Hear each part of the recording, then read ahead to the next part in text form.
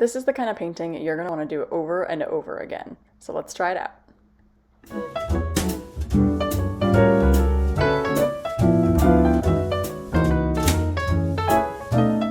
It starts with painting some simple ovals with a lot of water.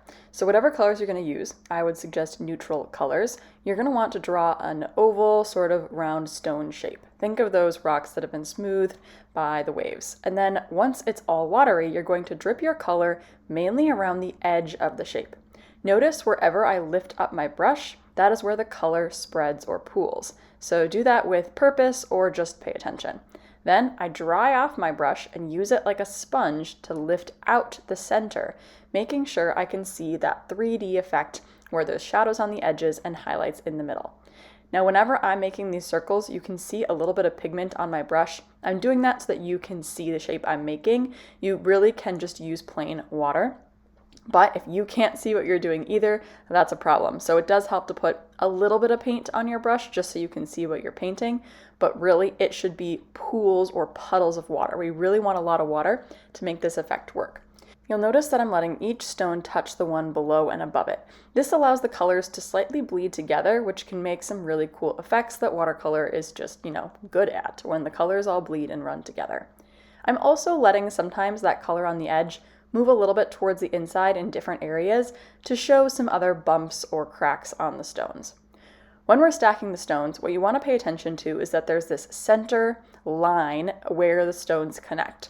So even if I'm making really funky long shaped stones, where they touch is all about the same spot.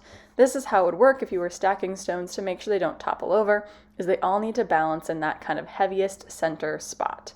So even when they're weird shaped, put them in the middle where they touch each other. I like to create the top stone to be vertical. It just changes up the composition. And I also love the number 5 for these stones because it feels balanced, but it also isn't like perfectly symmetrical. I don't know, 3, 5, odd numbers just work really well when it comes to art. I'm going back now and I'm adding a few extra darker areas before it dries completely so that they can still bleed and blend, but I'm getting a bit more contrast between each of my stones. So I'm dripping those darks right along the edge. This is only possible if you really used a lot of water so it doesn't dry too quick. Now I really loosely crumpled up a tissue and just stamped it to make a little bit of more texture. So it shows some extra highlights or spots. And then you have to make sure it all completely dries. I like to use a heat gun for this. A hairdryer works as well because I'm going to add some pen lines next.